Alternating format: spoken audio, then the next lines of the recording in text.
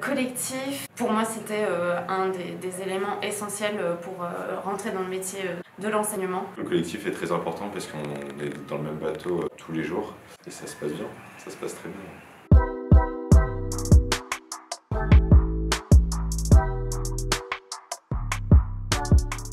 Le collectif, ça évoque le fait de partager des expériences, des difficultés ou au contraire des outils, des méthodes. Travailler avec des élèves, avec des jeunes, travailler avec des adultes aussi, travailler avec les parents. Donc voilà, c'est mélanger un peu toutes ces personnes pour essayer de trouver le bon juste milieu pour réussir à avant tout faire grandir les enfants.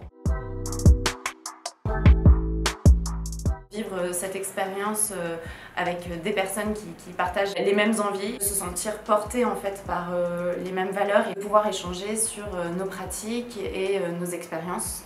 Très souvent, je me suis retrouvée dans des situations où je me sentais un peu démunie et le fait de pouvoir échanger avec des collègues, ça me permettait déjà de me rendre compte que je n'étais pas seule à vivre peut-être ce genre de difficultés. C'est crevant, c'est stimulant et du coup c'est important de des fois souffler un coup, de pouvoir en parler justement. Enfin moi j'ai de la chance d'avoir une bonne équipe pédale, mais je sais qu'il y en a c'est pas du tout le cas.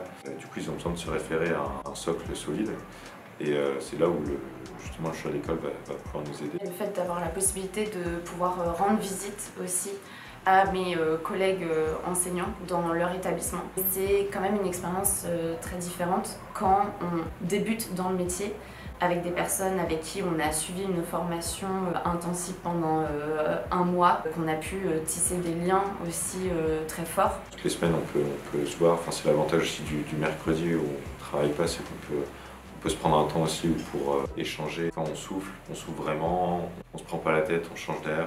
C'est un sacré travail mais on s'amuse bien. Et non, c'est rassurant d'avoir l'association avec nous.